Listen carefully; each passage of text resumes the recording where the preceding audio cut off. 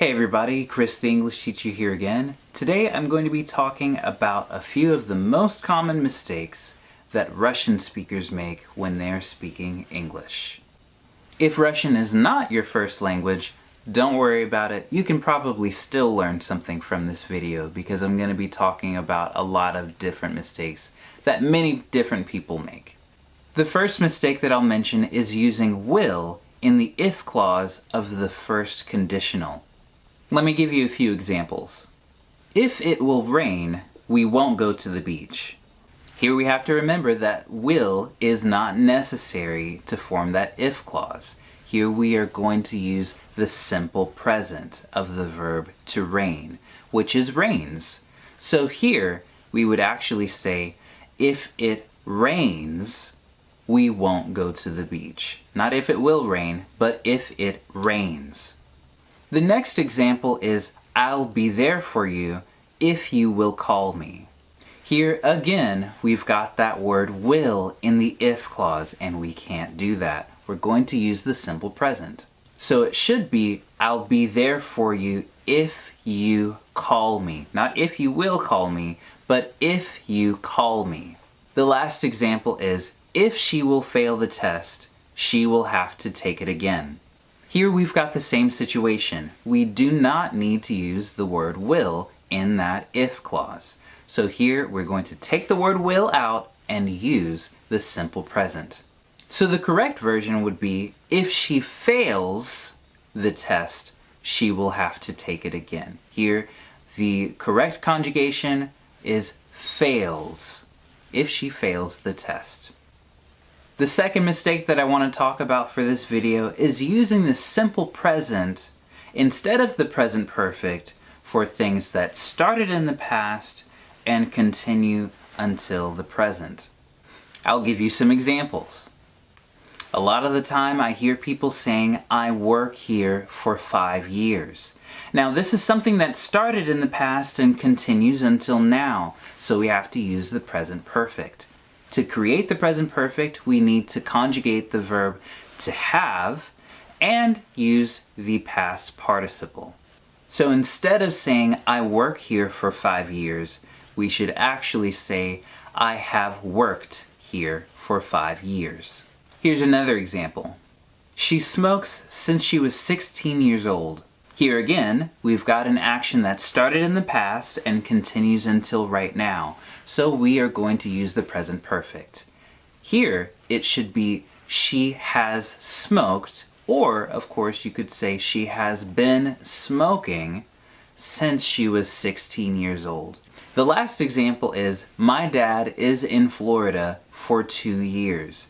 Now, for someone who might not know the context, it might sound like you're talking about the future. My dad is in Florida until 2 years has finished or something like that. But here, if you are talking about something that started in the past and continues until right now, you would actually say, my dad has been in Florida for 2 years. Here, if you want to talk about the past participle of the verb to be, it's going to be been. So my dad has been in Florida for 2 years. Since we're already talking about been, let me teach you mistake number 3. Mistake number 3 is saying that you have been in a place instead of saying that you have been to a place when you're talking about traveling.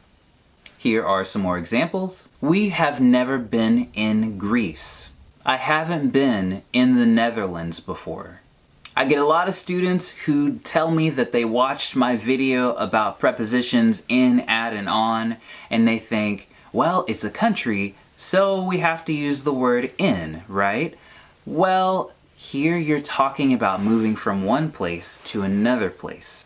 So here you would actually have to say that you have been to that place. So in these cases, it should be, we have never been to Greece, and I haven't been to the Netherlands before. Number 4 is pretty simple. It's using haven't and hasn't for possession of something, when you have something. Let's take a look at these next 3 examples. She hasn't any children. I haven't any money. And they hadn't their passports. When we are talking about the negative of the verb to have when we're talking about possession, we have to remember to use the auxiliary verb to do. So instead of she hasn't any children, it would be she does not have any children. Instead of I haven't any money, it should be I do not have any money. And instead of they hadn't their passports, it should be they did, because we're talking about the past, they did not have their passports. Number 5 is another simple mistake. It is forgetting to use the verb to be when you're describing continuous actions. The 3 examples are I watching TV when you called, she doing her homework right now, and you sleeping when I arrived.